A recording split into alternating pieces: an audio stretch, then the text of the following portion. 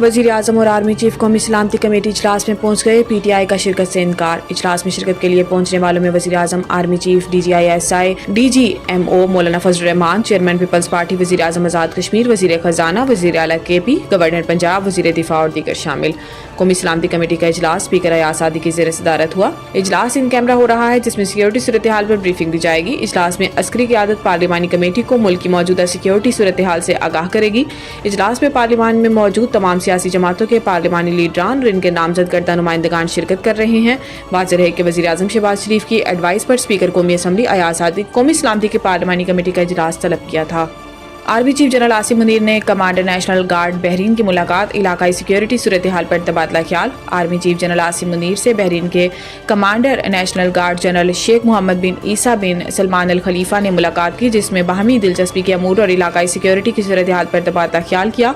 ISPR के मुताबिक मुलाकात में दो तरफा अस्करी ताउन को मजीद फ़रोग़ देने के मौके भी बातचीत हुई। Army chief general Asim Munir ने मुश्तरका सिक्योरिटी चैलेंजेस से निपटने की अहमियत को उजागर किया और खित्ते में अमन व इस्तेहकाम के फ़रोग़ के लिए ताउन में इजाफे की अहमियत पर भी रोशनी डाली। बहरीन के नेशनल गार्ड कमांडर ने पाकिस्तान की मुसल्लह अफ़वाज की पेशा बनाना सलाहियतों को सराहा और पाक फ़ौज की दहशतगर्दी के खिलाफ कोशिशों की तारीफ़ की।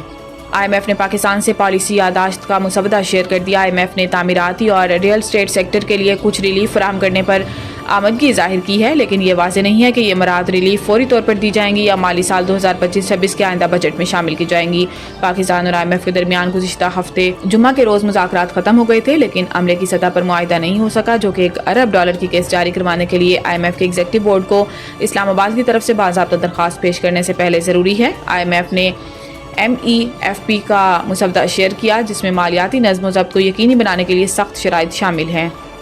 मुल्क में कवानीन तो मौजूद है मगर अमल दरामद नहीं। सुप्रीम कोर्ट मुल्क भर में बच्चों के अगवा के खिलाफ अस्कुत नोटिस केस की समाअत जस्टिस अमीनुद्दीन खान की सरबराही में सुप्रीम कोर्ट के 5 रुकनी आईनी बेंच ने की, जिसमें अदालत ने कौमी कमीशन बराए तहफ़्फ़ुज़ अतफ़ाल के मुतल्लिका नुमाइंदे को आइंदा समाअत पर तलब कर लिया। दौरान समाअत दरख्वास्त गुजार के वकील के मौक़िफ़ इख्तियार किया कि अदालत ने हुक्म दिया था कि अटॉर्नी जनरल तमाम IG से मुलाकात करें। IGs के साथ आज तक कोई मुलाकात नहीं हुई।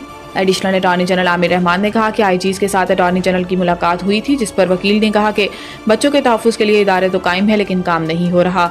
जस्टिस अमीनुद्दीन खान ने कहा कि जिसका काम है इसी ने करना है, हम हर काम खुद नहीं कर सकते। Additional attorney general Aamir Rahman ने कहा कि बच्चों के तहफ़्फ़ुज़ के हवाले से कवानीन मौजूद हैं। इस मौका पर जस्टिस जमाल मंदोखेल ने रिमार्क्स दिए कि कवानीन तो मौजूद हैं, लेकिन अमल दरामद नहीं होता। बाद केस की समाअत गैर मुअय्यना मुद्दत तक मुलतवी कर दी गई।